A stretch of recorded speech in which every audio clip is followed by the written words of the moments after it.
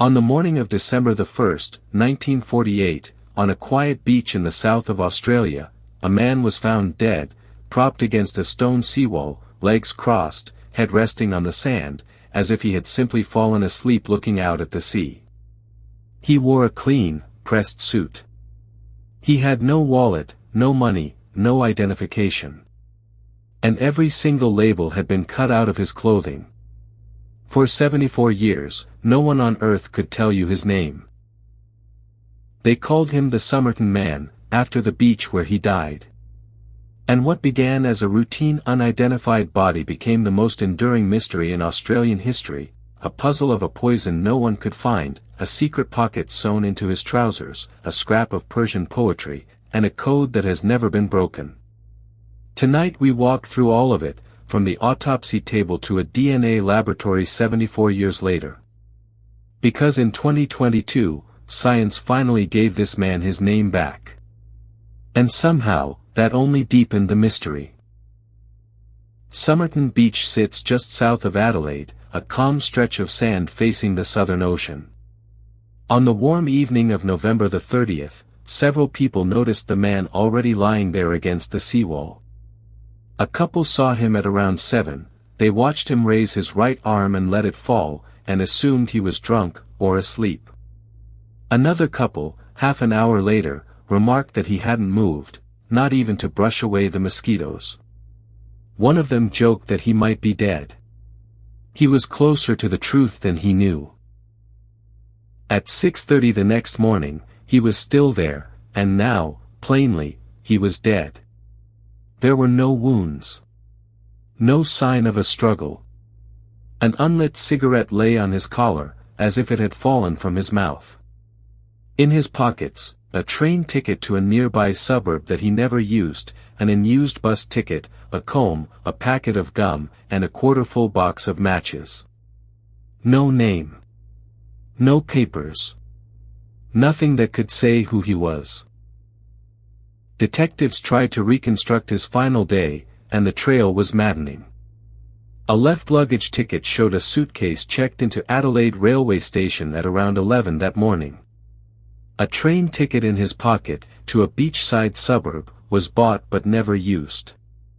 A bus ticket suggested he had instead ridden toward Somerton in the early afternoon. He had arrived at the beach deliberately, it seemed, and then simply stayed, watching the sea, as the light failed. Where he had come from that morning, no one could ever establish. The body went to autopsy, and the autopsy only deepened the puzzle. The man was around 40, in superb physical condition, the build of an athlete, a dancer, or a soldier. His calf muscles were unusually high and well developed, the kind seen in ballet dancers or men who habitually wore high-heeled boots. He had eaten a pasty a few hours before death. And inside, his organs told a violent story his skin did not. His spleen was enormously enlarged, 3 times normal size. His liver was congested with blood, his stomach lining shot through with tiny hemorrhages. The pathologist, John Barclay Bennett, was certain of 2 things, that the death was not natural, and that it was caused by poison. His exact words entered the record: he was convinced the death could not have been natural, and that the poison was probably one that decomposed very early after death, leaving no trace to find. Every test came back empty. They screened for the common poisons of 1948 and found nothing. Suspicion settled on a rare, fast-acting drug, a digitalis compound, or an obscure toxin, something a chemist might know, and a detective would never detect. Officially, the cause of death is unknown to this day. A healthy man, dead on a beach, of a poison that cannot be named. And they still did not know who he was. One detail from the examination never stopped nagging at investigators: his shoes. They were clean, polished, barely scuffed, not the shoes of a man who had walked far, or spent a day on a sandy beach. Yet witnesses had watched him at the seawall for hours. How a man reaches a beach, sits through an entire evening, and dies there without scuffing his shoes, no one could say. To some it suggested he had barely moved at all. To others, that he had been carried there, already dying. So the police did the ordinary things. They took his fingerprints and circulated them across Australia, and then across the English-speaking world. Nothing matched. They photographed his face and ran it in the newspapers. People came forward, dozens of them, to identify a missing husband, a vanished brother, a lost friend. Every single one, on closer look, was wrong. It was as if the man had never existed at all. And the strangest detail was the clothing. His suit was good quality, but the maker's labels, the ones sewn into every jacket and shirt of the era, had been carefully cut away. Even the little laundry tags were gone. This was not a man who had lost his identity by accident. Someone, perhaps the man himself, had methodically erased every thread that could name him. Detectives had seen men who wanted to disappear. They had rarely seen one this thorough. Weeks passed with no answer. Then, in mid-January 1949, a new clue surfaced, one that should have cracked the case wide open. At the Adelaide railway station, staff checked the cloakroom where travelers left luggage. And there, checked in at 11 o'clock on the morning of November the 30th, the day before the body was found, was a brown suitcase that no one had ever come back to collect. The public response was overwhelming and useless. Hundreds of people believed they recognized the face in the papers. He was named as a missing stable hand, a Swedish sailor, a woodcutter, a runaway from 3 different states. In the most surreal turn of the whole case, a local man was confidently identified as the dead body by people who knew him, and then walked into a police station, alive, to clear his own name. Lead after lead dissolved on contact. The Somerton Man remained, stubbornly, no one at all. Inside the suitcase was a man's life, stripped of its name. A dressing gown, slippers, pajamas, a razor. Stenciling equipment and a table knife cut down into a sharpened tool. And clothing, on which, once again, almost every label had been removed. Almost. On 3 items, a name survived: the scissors, T. Keene. Police chased it hard. But no missing T. Keene could be found anywhere in the country, and they eventually concluded the name was not his at all, but scavenged clothing, deliberately left to mislead. But the suitcase held one thread, literally, that tied it to the body. A spool of orange waxed thread, of an unusual American type not sold in Australia. And that same rare orange thread had been used to repair a torn pocket in the trousers the dead man was wearing. It was the one hard link. Whoever packed that suitcase and whoever died on that beach were the same man. And that repaired pocket would soon give up the strangest clue of all. And one garment in the suitcase kept whispering the same strange thing. A coat had been sewn with a distinctive feather stitch, an American tailoring technique not used in Australia at the time. Taken together with the rare American orange thread, it suggested a man who had spent time in the United States, or had at least bought his clothes there. For a case with no name, the wardrobe kept insisting on one quiet fact: wherever this man was from, he had come a very long way. It was months later, on a second, closer examination of the body's clothing, that a pathologist found it. Sewn into the waistband of the trousers was a small, secret fob pocket, the kind sometimes made for a watch. Deep inside it was a tightly rolled scrap of paper. They smoothed it out.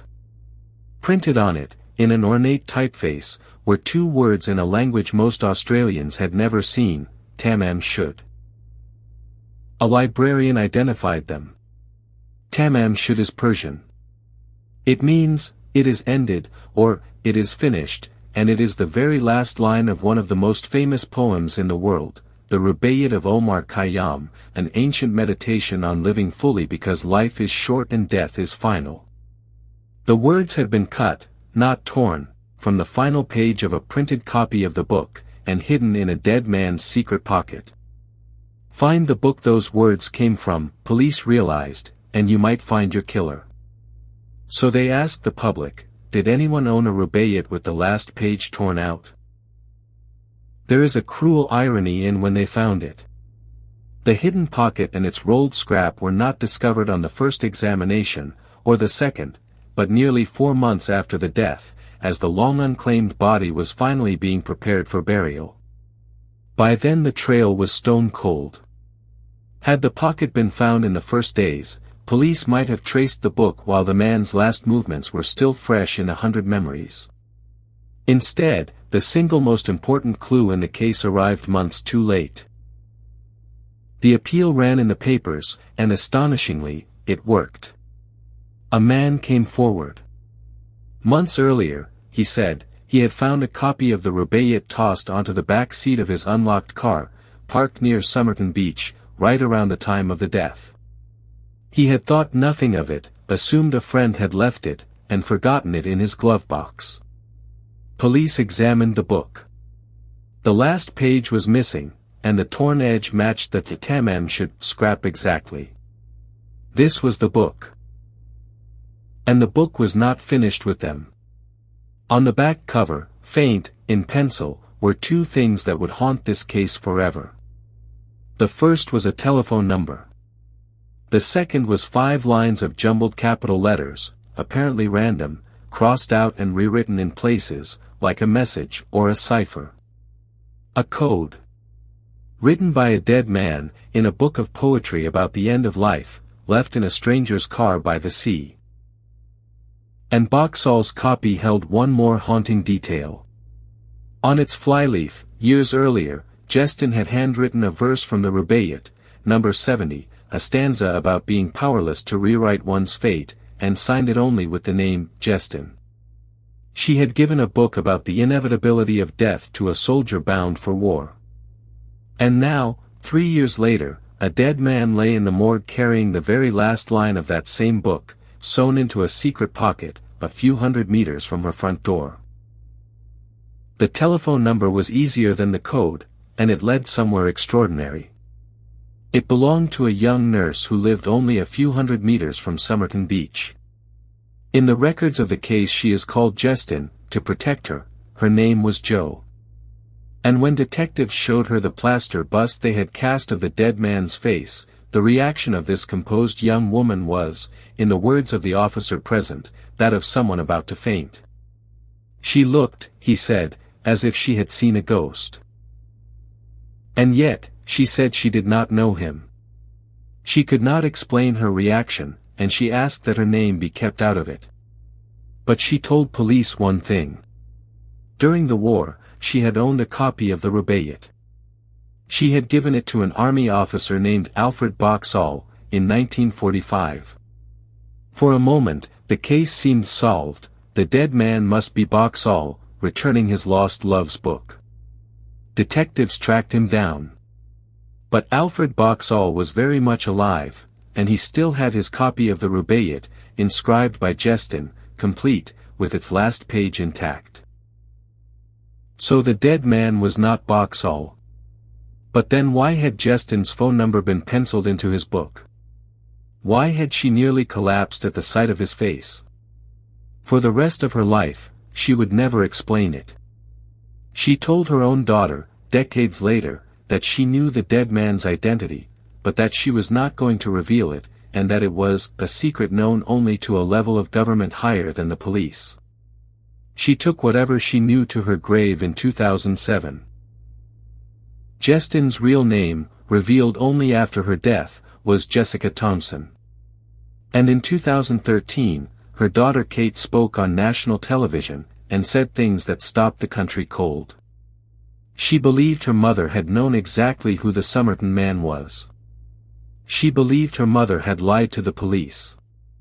And she revealed that Jessica had been able to speak Russian, yet would never tell her family where, or why, she had learned it, in the Adelaide of 1948. Her daughter's conclusion was quiet and unsettling. There was, she said, a dark side to her mother that she never fully understood. which leaves the code. 5 lines of capital letters, the second struck out. For over 70 years, professional and amateur cryptographers, including the Australian Navy's code breakers and, in later decades, university teams, have thrown everything they have at it. And it has defeated all of them. The problem is mathematical. There are too few letters, around 40, to run the statistical attacks that break most ciphers. The letters may be the first initials of the words of a message, they may be a one-time pad, unbreakable by design, or they may be the meaningless doodle of a dying, drugged man. Analysts have leaned toward an initialism, possibly in English, but no proposed solution has ever convinced anyone but its author. To this day, no one knows if the code says the name of a lover, the name of a killer, or nothing at all. The experts have never stopped trying.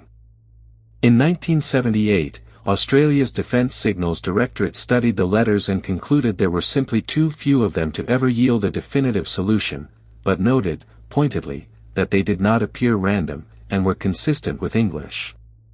Decades later, a University of Adelaide team ran statistical analysis and found the sequence matched, more than anything else, the initial letters of English words. A message, in other words, an acrostic of a sentence that no one will ever finish reading. For decades, one theory towered over the rest, and the calendar explains why. 1948 was the coldest year of the early Cold War. And barely 100 kilometers from where the body lay was Woomera, a vast, top-secret rocket testing range, one of the most classified military sites in the Western world, a magnet for Soviet intelligence. A dead man, poisoned by something untraceable, his identity surgically erased, carrying a secret pocket and an unbreakable code, on a beach near a rocket range. To many, it could only mean one thing. A spy. The signatures fit the trade almost too well, the removed labels, the untraceable poison, the coded message, the false name in the suitcase, a woman who knew more than she would say and hinted at, a higher level of government. In this reading, the Somerton Man was an agent, ours or theirs, silenced by a professional, his death dressed to look like a peaceful sleep by the sea. It is the most cinematic theory in the file. It is also, to this day, entirely without proof. Not one document, in any archive yet opened, names him as anyone's spy. The second theory is quieter, and sadder. It says the answer was never in Moscow or Woomera, it was in that little house near the beach, and in the face of the woman who nearly fainted. Jestyn had a young son, Robin, born a couple of years before the death. And decades later, researchers noticed something uncanny in photographs of Robin. He shared 2 rare anatomical features with the Somerton Man, a particular shape of the upper ear, and a condition of the teeth, each rare on its own, and vanishingly rare together. The implication was quietly devastating, that the Somerton Man was Robin's biological father, a former lover of Jestyn's, come to find her, turned away at the door of her new respectable life, and dead on the beach below her house that same night. It would explain the phone number, the book, the collapse at the sight of his face, and a lifetime of silence. It is a theory of heartbreak rather than espionage. And unlike the spy theory, this one could, at least in principle, be tested. All it needed was a name, and a strand of DNA. And one more detail seemed to bind Robin to the dead man, beyond the ear and the teeth. The pathologist had been struck by the Somerton Man's calves, high and developed, the legs of a dancer, or a man used to heeled boots. Robin Thompson grew up to become a professional ballet dancer, performing with the Australian Ballet. A dancer's legs, some wondered, passed quietly from a nameless father on a beach to a son who would never know him. It proved nothing. But it is exactly the kind of detail that keeps a mystery breathing for 70 years. For decades, other names were raised and buried.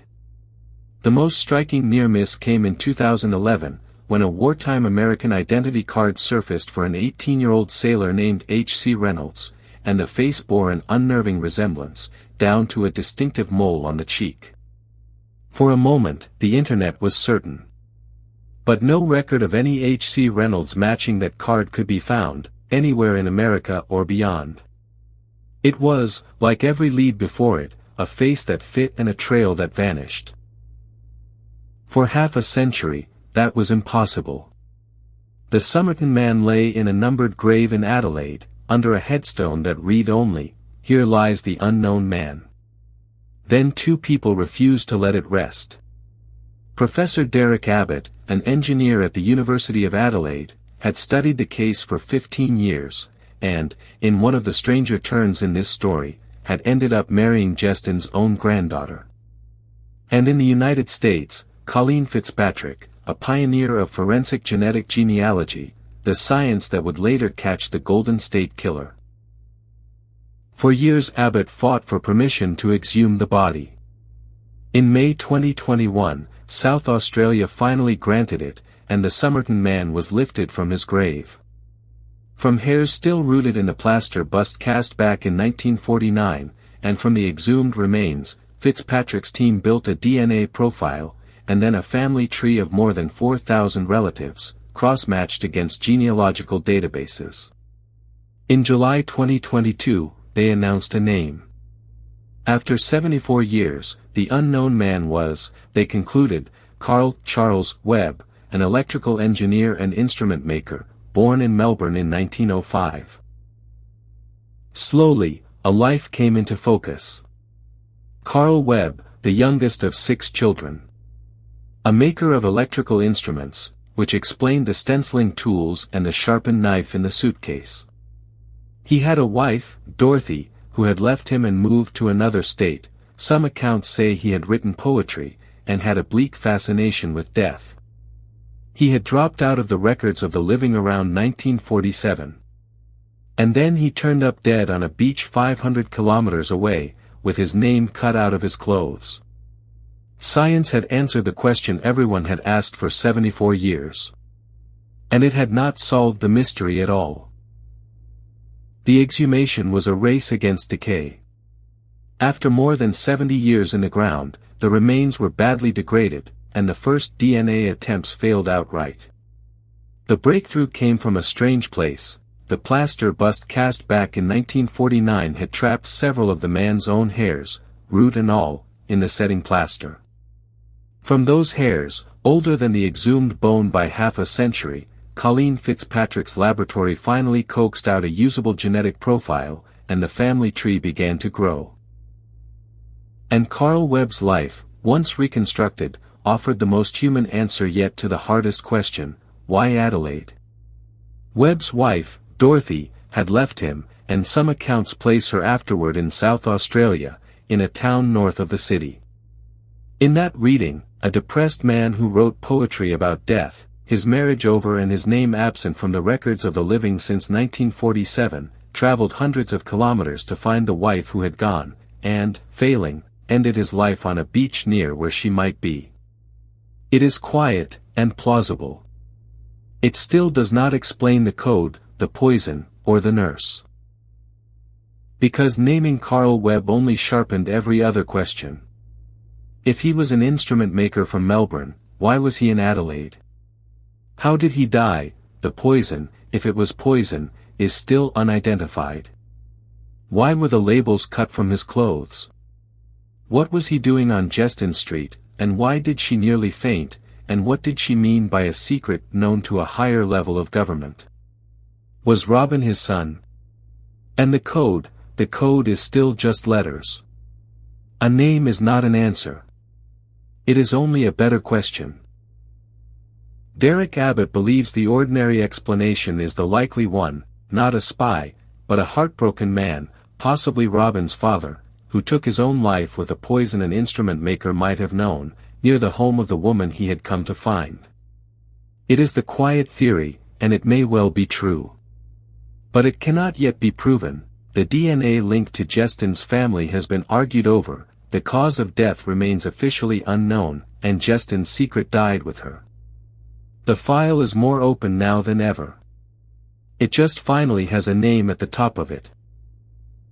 So here is where the evidence ends. A healthy man in a pressed suit, every label cut away, a scrap of Persian poetry meaning, it is ended, sewn into a secret pocket, an unbreakable code in a book left by the sea, a woman who fainted and never spoke, and a poison no one can name, and now, at last, a name for the man himself, and answers for almost nothing else. Carl Webb died looking out at the ocean on the 1st of December, 1948, and the reason he died is still out there, somewhere past the last coordinate we can reach. So, your verdict. Theory 1, the spy, silenced near a rocket range at the dawn of the Cold War. Theory 2, the heartbroken man, Robin's father, dead on the beach below the woman who turned him away. Or Theory 3, something in that hidden pocket and that broken code we have never guessed. 1, 2, or 3, tell me in the comments. And subscribe before you go, because every story on this channel ends the same way, where the trail stops, and the questions start.